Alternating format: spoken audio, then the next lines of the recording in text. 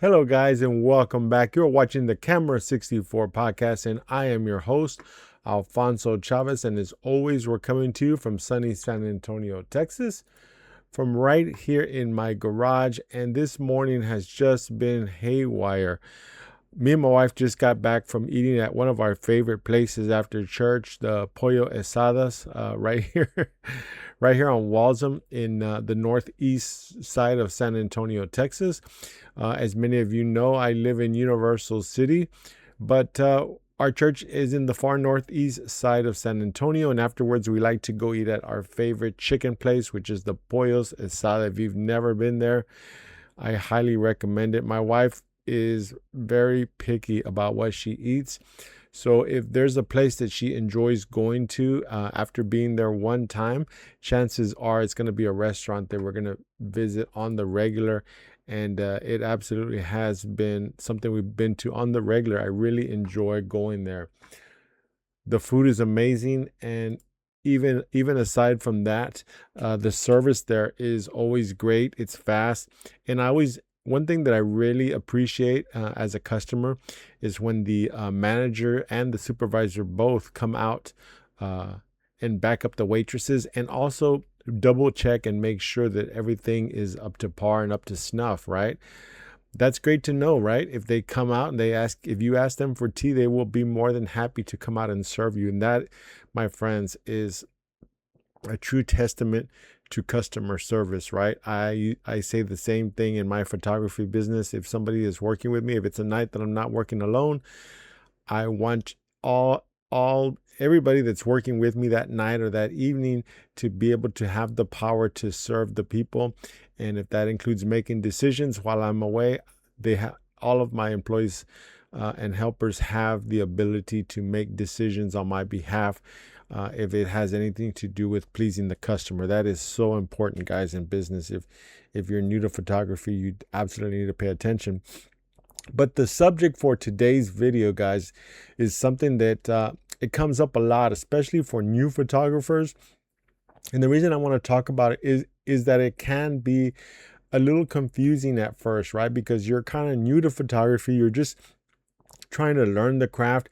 And sometimes you'll get the question, not just from the clients, but from other photographers who are noisy, who are nosy and want to know what genre, I can never say that word right, genre that you're trying to get into, whether it's weddings, quinceañeras, maternity, birthday parties, whatever it is, right? The question that gets asked often is, what is your style? And I kind of understand that as being a client from their perspective, right? What exactly are they really saying when they say, what is your style? Looking back at it now, I say, wow, this is such an easy question to answer. But back in the beginning, I didn't know what my style was. Did I even have a style, right? And now that I have been in the business for such a long time, I can honestly tell you that your style is the way that you enjoy taking pictures, right? Because chances are, if you take some pictures today and you take some pictures next week and you take some pictures in a month, sure, you are what's the word? You're evolving, right? As you move along, but then eventually you get to the point where you're no longer evolving. And a lot of photographers might tell you that's not a good thing, but I'm here to tell you it actually is a good thing, because now what happens is you've established for yourself what your style is, or what it exactly is that you enjoy taking pictures of, right? And so for me, I don't like bright and airy. I don't like high contrast pictures. I don't like what's the word, dark and moody. I don't like any of that. And it's just because I'm trying to get the most out of the sensor, trying to get the most out of the camera. And in doing so, I ended up with a certain style that I wasn't really, it wasn't a pre-thought, right? It wasn't something I was thinking about, that I want my style to be X, Y, and Z, or I want my style to be X or Y, or whatever it is, right? Some people, say, okay, I like bright and airy. And that's great. If that's what you like doing, I say go out and shoot nothing but bright and airies, right? If you're dark and moody, then heck, you do good during Halloween, right? You're going to get a lot of requests for dark and moody. And I understand all of it. I'm not saying that that is right or it's wrong. What we're trying to do is trying to establish what your style is. So my style, I guess in this reference, is basically very straightforward. What you see is what you get. And you might think that's not a style, but really, in fact, it is. In fact, it really is, because I stay away from all the other stuff and I just do the exact same thing over and over and over again. And the longer that you stay in this business, you're going to realize the value in doing that. Some people will tell you, oh, you need to do a little bit of everything. I say, no, no, no, no. Hold on. Because to me, creative freedom is a nice freedom to have. Okay. It absolutely is, right? But here's the problem. If somebody is hiring you for a quinceañera, are you going to get super creative with that?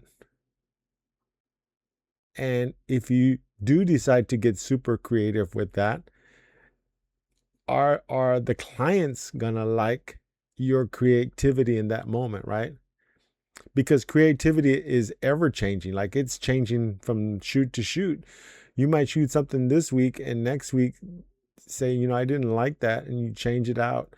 Or the week after that, you might try something that's totally different from the week before. So there's no definition of what they're going to get. They don't know. And some people are okay with that too. And this is why if I was a quote unquote creative photographer, I would absolutely lean on that to say, hey, I am a creative photographer. I don't know what my style is going to be next week. I don't know what it's going to be next month. Much less do I know what it's going to be next year. See, that's not me. That is absolutely not me. So I'm going to flip over to my website here so that we can kind of scroll through my website. And if you've never been on my website, right, it's camera64.com is my website here at the top. And you're going to see, as I scroll through here, you're going to see exactly examples of what it is that I do. And you can see right off the bat with just the first two pictures, it's very straightforward. It's not super creative. It's very basic in all its forms. You can see I do not shoot at f1.8 or f1.4. I do not make my subject super pop off of the background. Okay. I don't do that. Everything is what you would consider, I think most other photographers looking at this might say, this is very uncreative. It's very straightforward. There's nothing out of the ordinary. And from picture to picture, if somebody gets on my website, you can very easily decipher what it is exactly you're going to get from me, right? Very straightforward, nothing fancy. It's a young lady in her dress. She's going to, her face as well as her entire dress is going to be in focus from the very front of her dress all the way to the back of her dress. That is by design, guys. I shoot everything at usually 5.6 or f4, somewhere in there, from f4 to 5.6. It just depends. But you can clearly see the backgrounds. You can clearly see that the dress is completely in focus. You can see that her shadow here is a little out of focus here, but for the most part down here, you can see that her dress is in focus. Okay. Same thing here. Nothing different. It's all the same. The only thing that is changing is the actual girls themselves. Okay. And this is Trinity. I just ran into Trinity this week for the quince I did this past week, I'm sorry. And it was good to see her. I can't believe it. She's actually in her second year of college. That's the great part about doing these kinds of jobs, right? Especially quinceañeras. I love doing quinceañeras because these girls, some of these girls I've shot since they were little bitty girls, 7, 8 years old. Some of them played basketball, some of them volleyball, so on and so forth. But yeah, so even in a dark shot like this, guys. Okay, this was shot at the Marriott Hotel.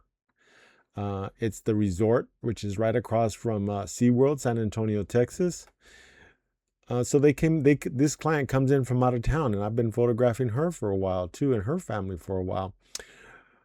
But it's the same thing. See, her dress is completely in focus from the very front of her dress right here, all the way back behind her. And you don't start to get drop off until you get almost to these trees back here. So even though this is a very dark scene, this hotel is very dark. All the light that you see right here behind her, the light in front of her, and the light coming down is all by flash. It's all done by flash. Otherwise, this area right here at this hotel is pitch black, but it's still shot at f4, okay? So you can tell more or less. Here's some more of her at the hotel. So we're inside one of the breezeways right there. Shot some pictures there. But you get the idea, right? These pictures are all very similar style. Same thing here. Now, how people ask me this all the time? Well, how can you blur the background with an f4? Well, actually, it's very easy. There's some rules to follow. And if you want to learn a little bit more about that, just drop me a comment below and I'll be more than happy to make a video about it. But if nobody's interested in hearing about it, then I'm not going to waste my time making a video about it. But there are ways. Again, this is shot probably at f4. I wouldn't doubt f4 or even 5.6.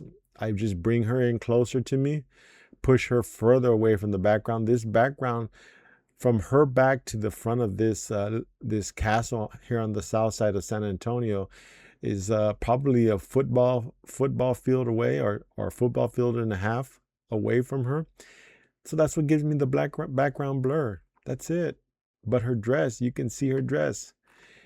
And this is so important too, guys, because I've seen people who have used an f1.4 to shoot quinceañera dresses, and they get complaints. And you want to know what that complaint is? I know, because I've done it before myself. Not at a quinceañera, but it was actually a wedding where I photographed, and my focus was in fact on the bride. Her face was in perfect focus. Her dress was in focus right here at the top. But as soon as you would break away from her waist and go into her dress, her bell bottom dress, like this dress, hers was a wedding dress. It was out of focus. And the complaint was, hey, I want my daughter's wedding dress to be in focus because we paid a lot of money, and I wanted my daughter to be able to show off her dress in her pictures. And me, like an idiot, I couldn't fix it. I just couldn't fix it because it was out of focus. And if you know anything about photography, once you take a picture like that, you can't get it. Once it's out of focus, it is out of focus. So I learned my lesson that day, and that lesson was about 18 years ago. But you can see here, again, this part of her dress, which is about 3 steps away from where she's standing, is in fact in focus. Okay. And it's in focus all the way through to her. And this door, she's only maybe about 4 or 5 feet away from that door. So you can see that the door is slightly in focus, but it does have a soft background feel to it. Same thing here. This was shot at f8, and I remember this shot specifically at being shot at f8, and you can see that almost the entire fence is in focus all the way up to her and even past her slightly, and you can tell also by the floor. But the background is still out of focus, and again, it has to do with distance. The further away you get your subject away from the background, the more blur that you're able to get, even at f4, guys. So it is possible. Absolutely is possible. Same thing here downtown. I can with 100% certainty, I can tell you this was shot at f4. Low angle. She's about maybe 150 feet away from this set of lights at Market Square, downtown San Antonio. And you can see her dress is in focus almost entirely through, not completely. There's still slightly out of focus here, which would lead me to believe that I may have shot this at f2.8, but that is very rare. And this particular situation is dark. It's at night. So there are exceptions to the rules, right? Same thing here. Yeah, I'm thinking this was shot at f2.8 because the background is completely blown away. But I am up close on her for sure. Absolutely, really close to her. and very basic, guys. You can see it's nothing fancy. I don't do anything fancy, right? My style is basic. That's my style, right? I call it basic. It's basic photography, studio style. That's what I call it. A lot of people ask me, why do you carry around a big strobe? And it's because I want studio control, not just here at home, in my home studio right here in my garage right behind me where I shoot my studio stuff, but I want to have a studio setting on location as well. And so the way I do that is basically setting it up the same way. My settings are the same, just like it would be in the studio. 200th of a second, f8, ISO 100. And sometimes outside, if it's a little cloudy, that's good enough to get the job done with the one strobe. Sometimes it's not. And so what do I do in that situation? Well, I will definitely carry an ND filter. I don't know if I have one here to show you or not. No, I don't have an ND filter here. Oh yeah, I do have an ND filter for my 35 millimeter. But yeah, right here, this is it. You can kind of see through it. See the light? So I throw an ND filter on. Now, why an ND filter? A lot of people ask me that question. This question comes more from photographers. The reason I would much rather use an ND filter is the fact that I can use just a regular speed light to get a lot of these pictures done. A lot of people don't understand the power of a speed light, guys. You do not need a huge strobe in order to get fill light outside if you're using an ND filter. Dun-dun. If you're trying to shoot a speed light in high speed sync, you're no way no. You're going to need a lot of them. Not to say that it can't be done, because I have done it in a situation where I may have forgotten that. I'll put 3 or 4 speed lights together and use them as a big strobe, right? But with an ND filter, you don't have to do that. And I know that some people will tell me, well, if I'm shooting at